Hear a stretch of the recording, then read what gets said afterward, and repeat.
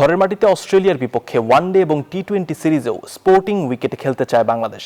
পাকিস্তান সিরিজে উইকেটের প্রশংসা করেছেন ওপেনার মাহমুদুল হাসান জয়। আর আগামী মেয়াদে বিসিবি পরিচালকের দায়িত্ব পেলে মাঠকর্মীদের বেতন বাড়ানো হবে বলে জানান গ্রাউন্ডস কমিটির চেয়ারম্যান রফিকুল ইসলাম বাবু। টাইগার ক্রিকেটে চলছে ব্যস্ত সূচি। একের পর এক আন্তর্জাতিক সিরিজের মাঝে কাটছে তাদের সময়।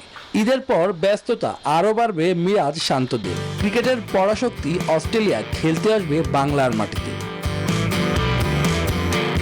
এরই মধ্যে অধিনায়কদের সাথে মিটিং সেরেছে নির্বাচক প্যানেল। ঈদের পরই ঘোষণা করা হবে অজিতের বিপক্ষে বাংলাদেশ স্কোয়াড। টিম ম্যানেজমেন্টের পক্ষ থেকে জানানো হয়েছে এই সিরিজে স্পোর্টিং উইকেটে খেলতে চায় ক্রিকেটাররা।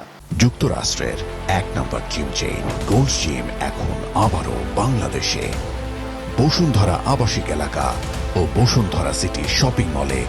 তো এই ধরনের স্পোর্টিং উইকেটে ভালো করছে এবং তারা স্বাচ্ছন্দ্য ফিল করছে। আপনি দেখেন আমাদের ব্যাটসম্যানরা ভালো করছে, আমাদের পেসাররা ভালো করছে, আমাদের স্পিনাররাও ভালো করছে। সুতরাং এই ধরনের উইকেটের বিকল্প হতে পারে না।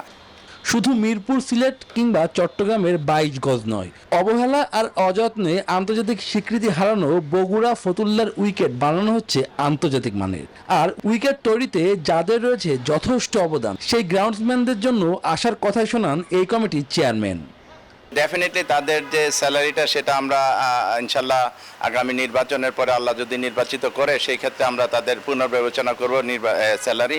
ভালো উইকেট বরিশাল, বগুড়ার, তাছাড়া খুলনা বা ফতুল্লা এই মাঠগুলি এখন কিন্তু আর আন্তর্জাতিক ভেন্যু নেই, এগুলির প্রতি আমরা নজর রাখছি। এদিকে পাকিস্তান বিপক্ষে সিরিজ জয়ে পিচ নিয়ে ক্রিকেটারদের কাছ থেকে লেটার মার্কি পেয়েছে grounds committee.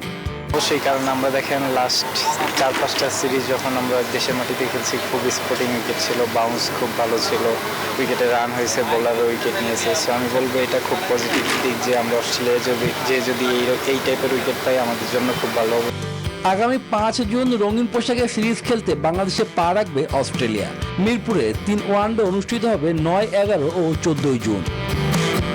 Shubhodeb Nath, news 24, Dhaka.